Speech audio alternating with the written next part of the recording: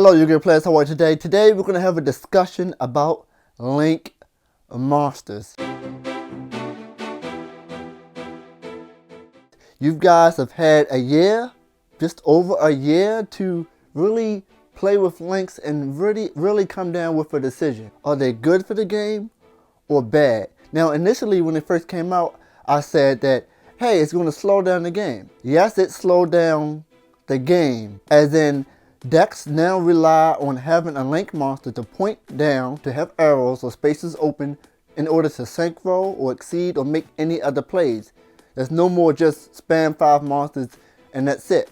So that did work. But then they released World Chalice and Goki, and then they had all these other link based decks, which really made it unfair. So you're going to make this mechanic. It seems like it limits decks, which it does, but then you give decks strictly link support. So now they're at 4 power and the other decks don't have the link support to make that deck work. As I've been playing over the year and trying out different decks, it's just been slowly coming to my mind that this sucks. Like, I want to play my older deck, but I just can't. I tried to play Karakuri. I was like, wait, oh, I can't. Gemini plants. Let me try to play.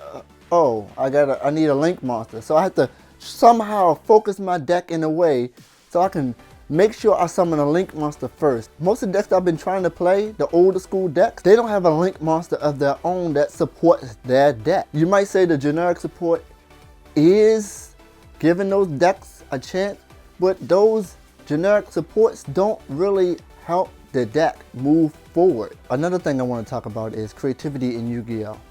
I may have been wrong in the past about net decking and looking at decks online just to see what works, because it takes a lot of time and effort to, hey, let me put together a deck and see if it works. And you got so many cards out here, so many things, so many combos, so many things you can do. It's nice to look online, look at somebody's deck, see what they come up with or other people have come up with, put it together for yourself, and then make tweaks. It's so easy. We have good people in this game, in this community, who think about these things. They put the time and effort in it because they enjoy doing that. Not everybody can sit and think analytically and look at the cards and say, you know what, this would go with this. This could go with this. You know what, this might just work. So basically this video is about, you either love or hate. You either love link monsters or hate link monsters. I mean, you could be in between like me. You either love net decking or you hate net decking, or you could be in between like me. I like it because people come up with ideas, I don't have to think about it, and I can just put it together and make my own tweaks, and it saves me time. I hate it because when you look at the top decks and people playing those top decks at the net deck and they make so many play mistakes, they think, hey, I can just net deck the deck and play it and win without actually learning fully how the deck works. That's the part that bothers me. Link monsters, they slow down the game. Oh great.